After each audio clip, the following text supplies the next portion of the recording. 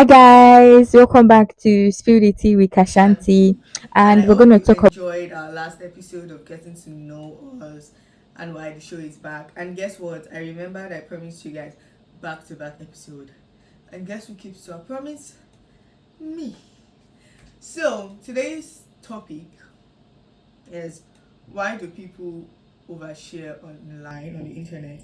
And I got people asking me, oh, no, we set up an anonymous link to get people's opinion on that topic so we can speak from other people's perspective and not ours because what do we know, right? But the responses were not given.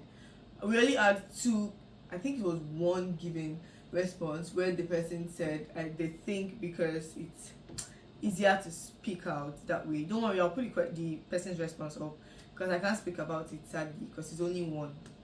But I'm going to put it up. Now, why do we think people share their personal details to it. strangers? Firstly, why do people share so much personal stuff online? I think a lot of people just want to feel seen. Sometimes it's easier to talk to strangers online than to open up to the people around you because some people online you can be anonymous and don't really know who is talking, just comment, and it makes you feel like okay, some people can relate to it. It's not just only me. While physically you can be seen and you feel less of yourself, or you feel like, oh my days, I'm gonna be judged. But online you can go anonymous, you can be anonymous, and you can, if you boldly want to like show your face, Easy. then yeah. I think when you lack love or connection at home, it makes you crave for attention and attachment. Just let me find somebody that gets me. And the moment you just see someone that relates with one thing you say, agrees with one thing you say, you start pouring out. So I think it's easier to share with people on the internet because they don't know you.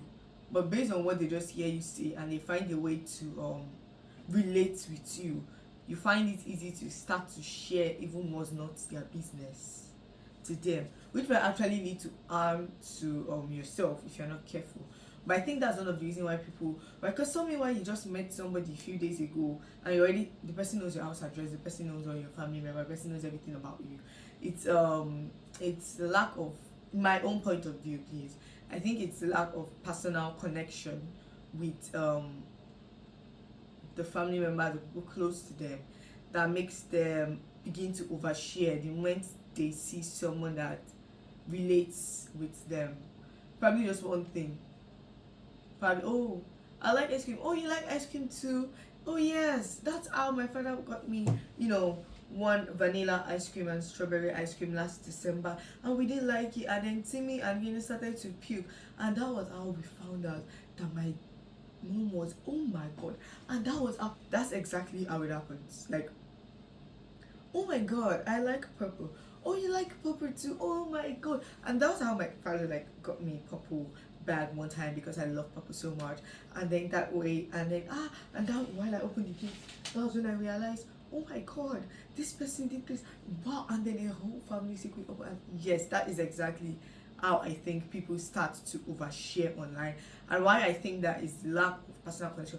Because if you feel so connected with those at home or feel so comfortable, a safe place and loved by them, you will find it hard to share other things with people you just met or strangers.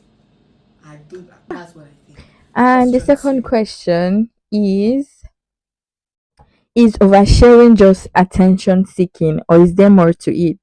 Hmm. It's not always about clout or attention. Some people just need to get things off their chest, or they're going through some stuffs and they don't want to talk to anybody about it, and they will like see if other people online can relate to it. So they'll be like aware, If you you ask know. me, is two things. Like I said the first time, if you lack a safe space or personal connection with your family, it makes you start to crave it from outsiders, and that makes you start to seek attention. And then you start to find safe place in people you do not know or may not even know you too.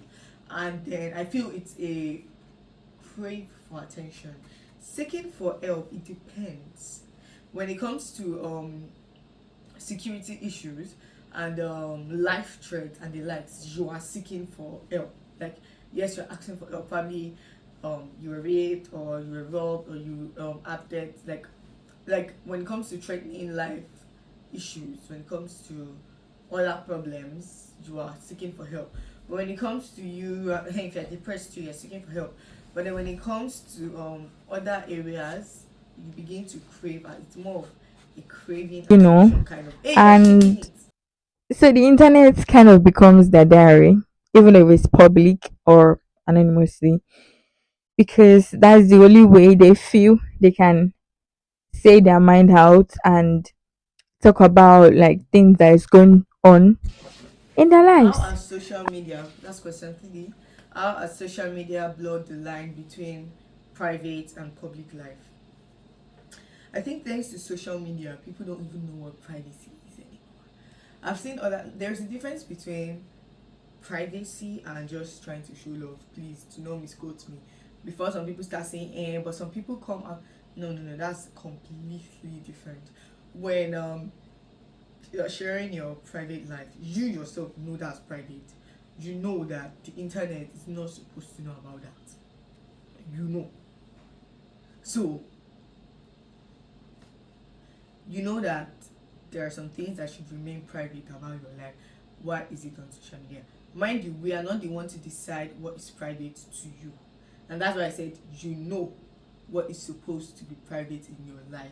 And so when it gets out and people start talking about it, you're not supposed to attack because you brought something that you felt was private to you to the public. I don't know if you understand what I'm trying to say. So to an extent, social media has blurred it because some people start to take social media like family. You know, when I say that they start to crave for attention, exactly.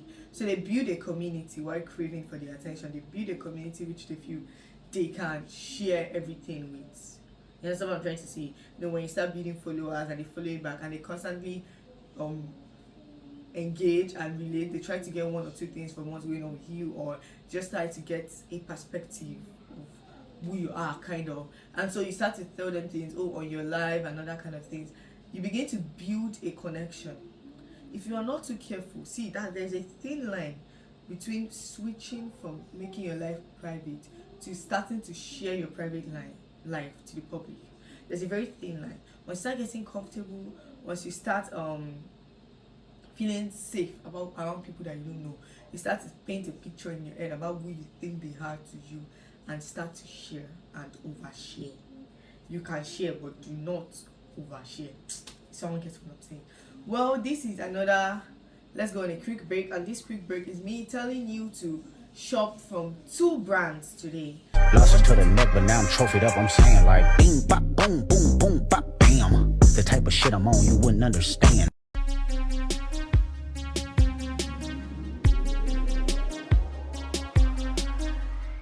In their lives. And as social media made it normal to overshare, definitely. Yes, yes. Social media push us to like to be real and open up all the time. So we kind of forget where the line is and just be like, spill it, spill it. So like sharing your whole life online feels normal.